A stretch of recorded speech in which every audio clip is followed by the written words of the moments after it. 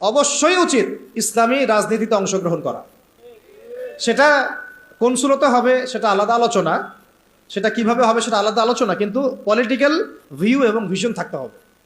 যেইভাবে আমরা মসজিদ, মাদ্রাসা, মক্তব এই বিষয়গুলো পরিচালনা করি, যেইভাবে আমরা নামাজের ইমামতি করি, যেইভাবে আমরা ওয়াজ মাহফিলের প্যান্ডেলে বসি, যেভাবে আমরা লেকচার দেই, যেভাবে আমরা মানুষকে নসিহত করি, এইভাবে আমাদেরকে অর্থনীতি, শিক্ষা, সংস্কৃতি এবং রাজনীতির দায়িত্ব নিতে হবে।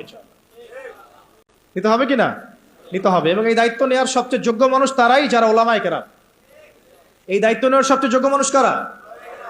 ধরেন এখানে 10 জন, এটা আরেকটা আফসোসের কথা ভাই, এই অংশটা বুঝতে হবে। এখানে ধরেন 10 জন ভাই বসে আছেন, কেউ আলেম নন, জেনারেল লাইনের ছাত্র, তালেবে ইলম নন, আমরা তালেবে ইলম বলতে যা বুঝাই সেটাও নন। আর 2 জন ভাই আছেন আমাদের এখানে আলেম, মাশাআল্লাহ। নামাজের আজান দেওয়া হলো, একামত এবং ইমামতি হবে। তো একামত, আজান এবং ইমামতি এই 3টা কাজ কি আমি ওই 10 জন ব্যক্তিকে দিব না ওই 3 জন ব্যক্তিকে দিব?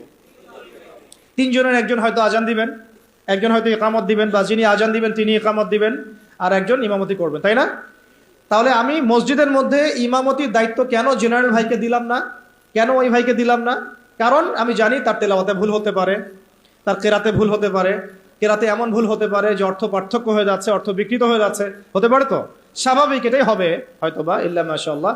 এটা চিন্তা করে নামাজ বাঁচানোর স্বার্থে, ওই ওয়াক্তের নামাজ বাঁচানোর স্বার্থে, মুসল্লিদের নামাজ যেন নষ্ট না হয় এই স্বার্থে, এবং শরীয়ী হক আদায় করে আমি একজন আলেমকে সামনে এগিয়ে দিলাম, তাই তো? কিন্তু এই কাজটা আমি শিক্ষানীতির মধ্যে করছি না, এই কাজটা আমি ইসলামী অর্থনৈতিক ব্যবস্থা বা রাষ্ট্রীয় অর্থনৈতিক ব্যবস্থার মধ্যে করছি না, এই কাজটা আমি সমাজনীতির মধ্যে আনতে পারছি না, এই কাজটা আমি রাষ্ট্র ব্যবস্থা আনতে পারছি না। যেই কিছু অযোগ্য মানুষকে আমি ইমামতির দায়িত্ব দিলাম না, তাদের চাইতেও 1000 গুণ অযোগ্য মানুষকে আমি রাষ্ট্রের দায়িত্ব দিয়ে বসে আছি। এটা আফসোস না? এটা আফসোসের বিষয় না? মনে করেন আমি এখানে বসে আছি এবং আমাদের ওস্তাদরা এখানে বসে আছেন, আমি তো নিজেই কখন ইমামতি করতে যাব না। কেন যাব না? এখানে আরো যোগ্য মানুষ আছেন, তাই তো? তাহলে আমাদের মধ্যেই যদি এভাবে আমরা এড়িয়ে যাই, আমরা যোগ্য মানুষের সামনে ঠেলে দেই, কিন্তু রাষ্ট্র চালানো একটা বিশাল কাজ, যার মধ্য দিয়ে 16 কোটি মানুষের ভাগ্য নির্ধারিত হচ্ছে। মানে ভাগ্য বলতে বুঝাচ্ছি ভালো মন্দ, জুলুম, ইনসাফ, এই বিষয়গুলো নির্ধারিত হচ্ছে না রাষ্ট্র ব্যবস্থার মধ্য দিয়ে। তো এই দায়িত্বটা আমি আবার কিছু অযোগ্য মানুষের হাতে দিয়ে নিশ্চিন্তে বাসায় গিয়ে ঘুমাচ্ছি। এটা তো আমাদের একটা অদূরদর্শিতা না? এই জন্য আমাদের সবাইকে একটা পলিটিক্যাল ভিশন এখন রাখতে হবে। আগে যা হয়েছে হয়েছে, যখন যেটা বুঝি নাই। এখন মসজিদ, মাদ্রাসা, মক্তব যেভাবে আমরা চালাই সাফল্যের সাথে, সেইভাবে আমরা সমাজ চালাবো ইনশাআল্লাহ, সেইভাবে আমরা ইনশাআল্লাহ অর্থনীতিও চালাবো ইনশাআল্লাহ, আজ হোক আর কাল হোক রাষ্ট্র চালাবো ইনশাআল্লাহ। এবং আমরা আমাদের তরুণ ভাইদেরকে সাথে নিব, প্রতিভাবান ভাইদেরকে সাথে নিব, তুল্লাবদেরকে সাথে নিব, যারা সাহসী তাদেরকে সাথে নিব। আমাদের মধ্যে যারা অমুসলিম কিন্তু আবু তালেবের মতো আমাদের কাছে ওই ভূমিকা রাখবে, প্রয়োজনে সেই মানুষদেরকে আমরা স্পেস দিব ইনশাআল্লাহ। আবু তালেব আমাদেরকে সাহায্য করেন নাই মক্কায়? করেছেন কিনা? তো যদি অমুসলিমও হয় কিন্তু আবু তালেবের মতো হয়, কোনো সমস্যা নাই। কিন্তু অমুসলিম হয়ে যদি আবু জেহেলের মতো হয়, সমস্যা আছে। কথা বুঝতে পারছি? তাহলে ইসলামী রাষ্ট্র ব্যবস্থা নতুন কোনো কনসেপ্ট নয়, বরং এটা একটা প্রাচীন কনসেপ্ট। সভ্যতা শুরুই হয়েছে একজন খলিফা দ্বারা, সুবহানাল্লাহ। আর এই মানব সভ্যতার শেষও হবে একজন ইমামুন আদিল খলিফার হাতে। তিনি কে? ইমামুল মাহদি এবং ঈসা আলাইহিস সালাম। তাহলে সভ্যতা শুরু হলো ইসলাম দিয়ে, সভ্যতা শুরু হলো খিলাফা দিয়ে, সভ্যতা শুরু হলো শরিয়া আইন দিয়ে, আর শেষও হচ্ছে একজন ইমামের হাতে, একজন নবীর হাতে এবং ইসলামী খেলাফতের হাতে, তাই না? আপনারা তো জানেনই, এটা তো আমি নতুন করে আর বলার দরকার নাই যে শেষ জামানা ঈসা আলাইহিস সালাম আসবেন। জানেন না এগুলা? তিনি 40 বছর বিশ্ব শাসন করবেন। তিনি কি বিশ্ব শাসন করতে গিয়ে জাতিসংঘের কাছে গিয়ে বলবেন আমাকে ফিলিস্তিনের রাষ্ট্র ব্যবস্থার অনুমোদন দেন, ছাড়পত্র দেন? ওই জাতিসংঘ যদি তাকে বাধা দিতে আসে, পুরো জাতিসংঘের সাথে উনি জিহাদ ঘোষণা করবেন।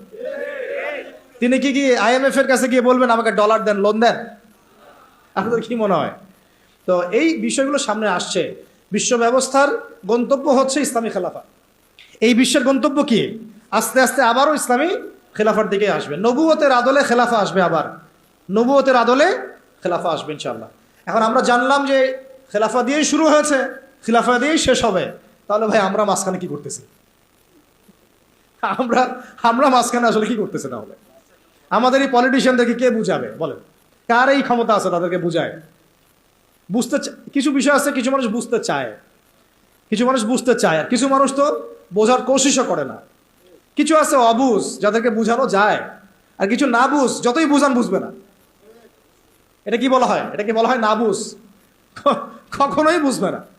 সুম্মুন বুকমুন উমিয়ুন ফাহুম লা ইয়ারজিউন, এরকম আর কি। এর কথা হচ্ছে দাওয়াত তো দিতে হবে আমাদেরকে, বুঝুক আর না বুঝুক আমরা কি করব? দাওয়াত দিব। নবী সাল্লাল্লাহু আলাইহি ওয়াসাল্লাম আবু জাহেল আবু লাহাবদেরকে দাওয়াত দিয়েছেন না? উতবা শাইবাদেরকে দাওয়াত দিয়েছেন না? তারা কেউ মেনেছে, কেউ মানে নাই। ওমর রাদিয়াল্লাহু আনহু দাওয়াত কবুল করেছেন, হামজা রাদিয়াল্লাহু আনহু দাওয়াত কবুল করেছেন, খালিদ বিন ওয়ালিদ দাওয়াত কবুল করেছেন। কিন্তু দেখা গেছে আবু জাহেল, আবু লাহাব, উতবা শাইবা, আশনাক বিন শারিকেরা দাওয়াত কবুল করে নাই। কিন্তু আমাদের দাওয়াতটা সব মহলেই প্রচার করতে হবে। আল্লাহ পাক আমাদেরকে বোঝার তৌফিক দান করেন।